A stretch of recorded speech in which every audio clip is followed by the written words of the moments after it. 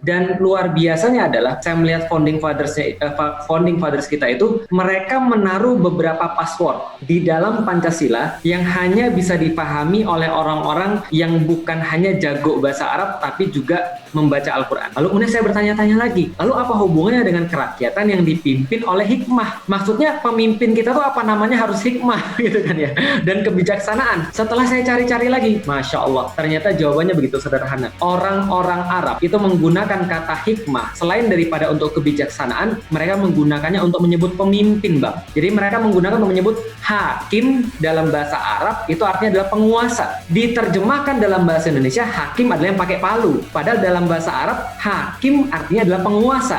Berarti penguasa itu bukan hanya tahu tentang by the book, bukan hanya tahu tentang, ya harusnya sih berdasarkan buku ini, harusnya keputusannya begini. Bukan. Tapi mereka harus lebih besar daripada itu. Mereka harus menguasai kebijaksanaan. Apa itu kebijaksanaan? Ternyata maksud Al-Quran adalah kebijaksanaan yang dimaksud adalah mereka senantiasa memutuskan sesuai dengan apa yang Allah inginkan. Nah, itulah kemudian nilai Al-Quran yang diterjemahkan di dalam Pancasila. Kerakyatan yang dipimpin oleh penguasa yang taat pada Allah dan Rasulnya. Kebijaksanaan baru dalam permusyawaratan perwakilan.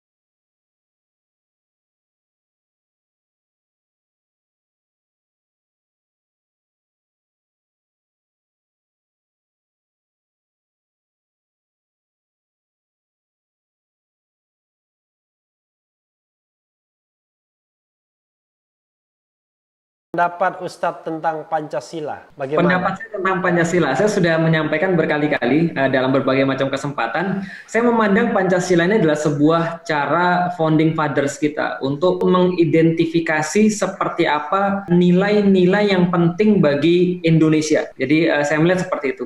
Dan luar biasanya adalah saya melihat founding fathers kita itu mereka menaruh beberapa password di dalam Pancasila yang hanya bisa dipahami oleh orang-orang yang bukan hanya jago bahasa Arab tapi juga membaca Al-Quran, tapi juga mereka memahami tentang Al-Quran. Contoh misalnya, sila paling panjang misalnya, yang kita bahas salah satunya, kerakyatan yang dipimpin oleh hikmat kebijaksanaan.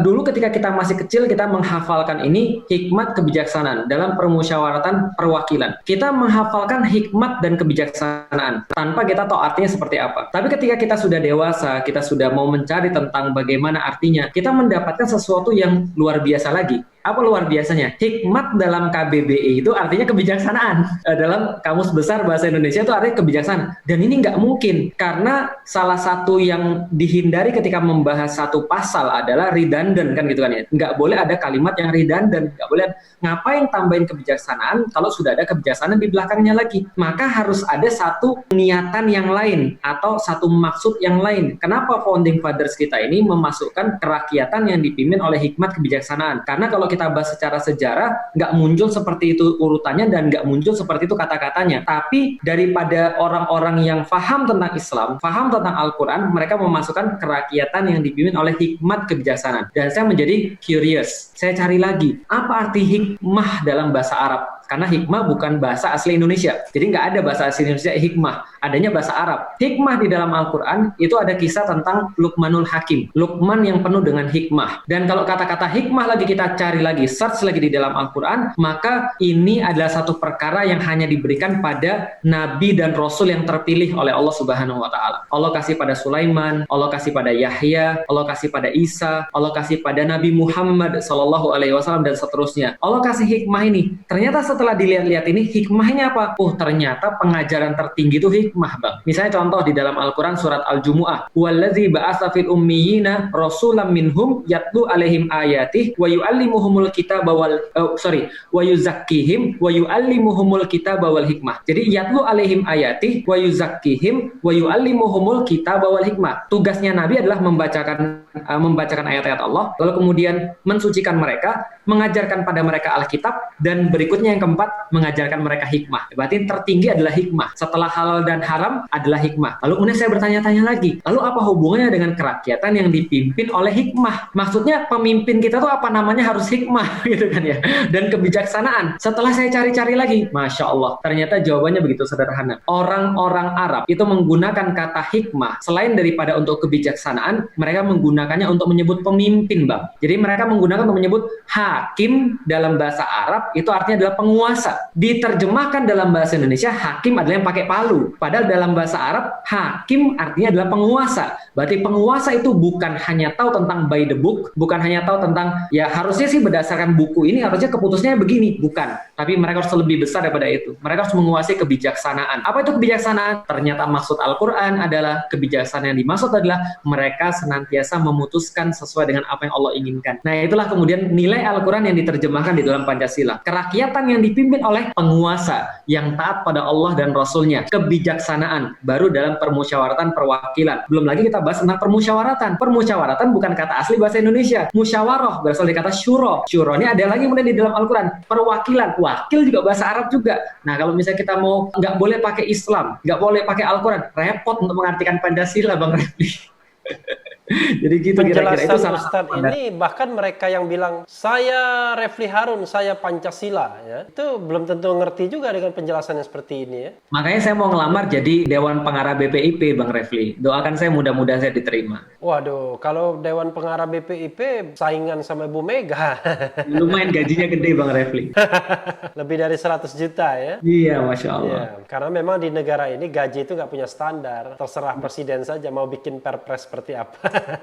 Ya, betul. Tetapi begini, Tad, apa yang membuat orang kemudian kok merasa khawatir dengan Ustadz sehingga Ustadz perlu di stop? Ibarat permainan sepak bola itu Messi, kecil-kecil tapi unstoppable, ya kan?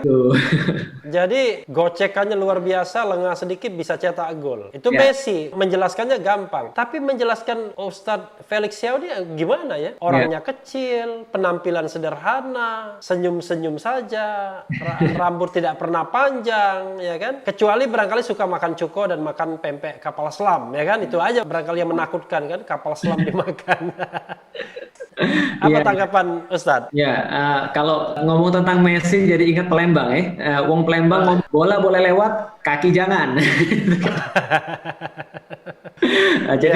Jadi gini, ada satu survei yang menarik dan ini saya sudah membaca hasil survei ini tahun 2017 awal, Bang. Jadi 2017 awal ada survei dari UIN, Syarif Hidayatullah. Dia mengatakan ada 5 ustadz paling radikal di Indonesia dan itu membuat saya kaget ketika saya membaca survei ini. Yang pertama adalah Habib Rizik Syihab, itu sudah undebatable, itu yang pertama. Yang kedua, Felix Xiao, itu saya kaget. Yang nomor 2 Felix Xiao. Yang lebih kaget lagi, nomor 3 Ustadz Abu Bakar Ba'asyir, itu nomor 3. Berarti itu di bawah rating saya, Ustadz Abu Bakar Ba'asyir. Nomor 4 itu Bahtiar Nasir. Nomor 5 Tengku Zulkarnain. Itu adalah 5 ustadz paling radikal di Indonesia. Saya kaget bukan kepala. Lalu kemudian saya melihat seperti apa kemudian penelitian ini. Yang paling penting adalah apa indikasi radikal yang dimaksud. Oh, ternyata kita baca di sana. Indikasi radikal adalah memperjuangkan syariat Islam atau misalnya berpegang pada Quran dan Sunnah. Tapi saya kemudian masih bertanya-tanya, kenapa harus saya? Kenapa nggak yang lain? Karena banyak sekali ustadz-ustadz yang lain di Indonesia juga memperjuangkan syariat Islam yang pro dengan aturan-aturan Al-Quran dan As-Sunnah. Kenapa harus saya? Setelah saya baca lagi, Bang, saya menduga keras bahwa ada satu segmen yang mereka ingin miliki, yang mereka belum bisa dapat. Yang sekarang mungkin segmen itu lagi saya garap. Nah, jadi artinya mereka memandang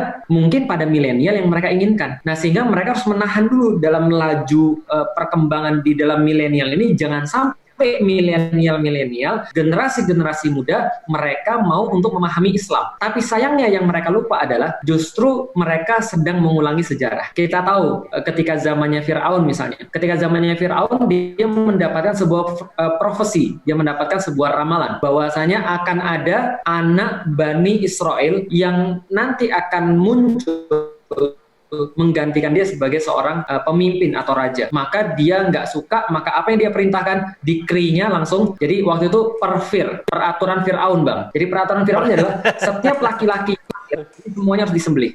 Dan setiap perempuan yang lahir, biarkan hidup, nggak apa-apa. Asal jangan ada laki-laki. Kenapa? Jangan sampai bibitnya ini ada. Bibitnya aja nggak boleh. Tapi yang menjadi masalah adalah, yang dia lawan itu kan bukan manusia. Yang dia lawan adalah Allah. Yang dilawan adalah pencipta semesta alam. Nah, kita pun juga sama. Artinya ketika ini kejadian, ya itu persangkaan saya. Dan waktu itu saya ingat banget, saya ketemu dengan Ustadz Somad, kita makan siang, lalu saya bilang, Ustadz, apa pendapat Anda tentang ini? Ini listnya, ini hasil penelitiannya. Beliau cuma bilang satu, saya masih ingat, dia bilang gini, cemana bisa masuk dalam daftar tuh? Dia bilang gitu.